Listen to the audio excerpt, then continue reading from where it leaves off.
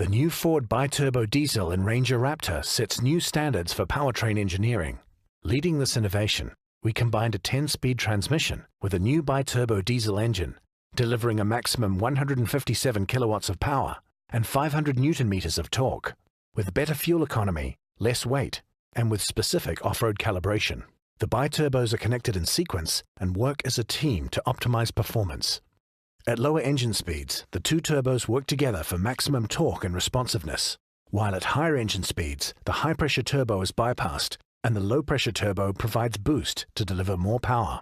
Complementing the engine, the 10-speed transmission ensures it's always in the optimal gear for improved acceleration, responsiveness, and towing performance.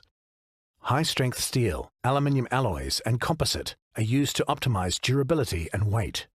With improved quality, efficiency, and performance, the new 2-liter biturbo engine is Ford engineering at its best.